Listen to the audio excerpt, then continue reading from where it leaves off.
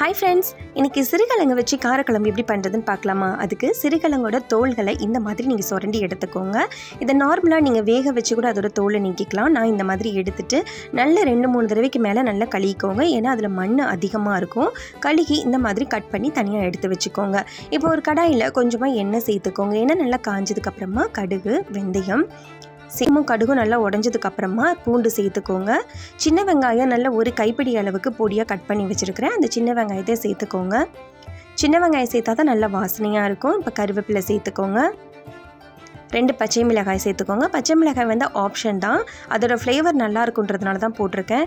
இப்போ 2 தக்காளி பழங்களை ஒரு மிக்ஸி ஜாரில் சேர்த்துக்கோங்க. ஒரு துண்டு இஞ்சி அதையும் நறுக்கி மிக்ஸி ஜாரில் சேர்த்து நல்லா பேஸ்ட்டு மாதிரி அரைச்சி தனியாக எடுத்து வச்சுக்கலாம். பாருங்கள், இந்த மாதிரி இருக்கணும். இப்போ வெங்காயம் நல்லா வதங்கிருச்சு. வதங்கினதுக்கப்புறம் நம்ம அரைச்சி வச்சுருக்கக்கூடிய தக்காளி பேஸ்ட்டையும் அந்த வெங்காயத்திலே சேர்த்து நல்லா வதக்கி விட்ருங்க. எண்ணெயிலேயும் தண்ணி எதுவும் இப்போ நம்ம சேர்க்க வேண்டாம்.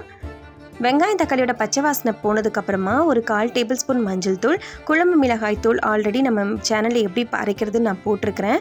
அது ஒரு 3 டேபிள் ஸ்பூன் அளவுக்கு குழம்பு மிளகாய் தூள் சேர்த்து அந்த எண்ணெயிலே சேர்த்து நல்லா வதக்கிடுங்க. அந்த மிளகாத்தூளோட பச்சை வாசனை போக தட்டிக்கும் நல்லா வதக்கிக்கோங்க. வதக்கினதுக்கு அப்புறமா நம்ம கட் பண்ணி வச்சுருக்கக்கூடிய சிறுகிழங்கையும் அதில் சேர்த்து நல்லா மிக்ஸ் பண்ணி விட்டுருங்க.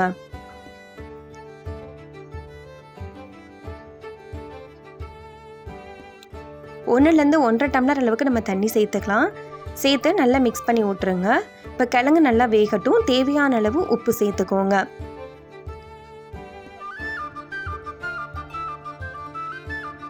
சேர்த்துட்டு நல்லா மிக்ஸ் பண்ணி விட்ருங்க. குழம்பு நல்லா கொதித்து வரட்டும். கொதித்து நல்லா கிழங்கு நல்லா வேகட்டும்.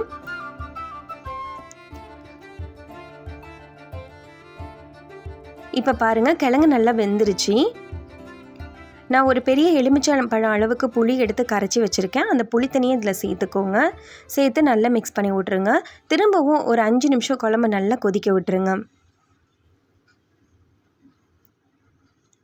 அவ்வளோதாங்க, கிழங்கு நல்லா வெந்து குழம்பு நல்லா கட்டி சேர்ந்து வந்துருச்சு. இப்போது நம்மளுக்கு சிறுகிழங்கு குழம்பு ரெடி ஆயிடுச்சு. இப்போ அடுப்பை ஆஃப் பண்ணிவிட்டு கொத்தமல்லி இலைகளை நம்ம தூவிக்கலாம். கண்டிப்பாக இதே மாதிரி நீங்கள் ட்ரை பண்ணி பாருங்கள். குழம்போட ருசி வந்து அட்டகாசமாக இருக்கும். அதே மாதிரி இந்த சிறுகிழங்கு நம்மளுடைய உடம்புக்கு ரொம்பவே நல்லது. இதில் நிறைய மருத்துவ குணங்களும் நிறைஞ்சிருக்குது. அதனால் வாரத்தில் ஒரு தடவையாவது நம்ம கண்டிப்பாக இதே மாதிரி ட்ரை பண்ணி பார்க்கலாம். இந்த வீடியோ உங்களுக்கு பிடிச்சிருக்குன்னா மறக்காமல் லைக் பண்ணி சப்ஸ்கிரைப் பண்ணிக்கோங்க. தேங்க்ஸ் ஃபார் வாட்சிங்.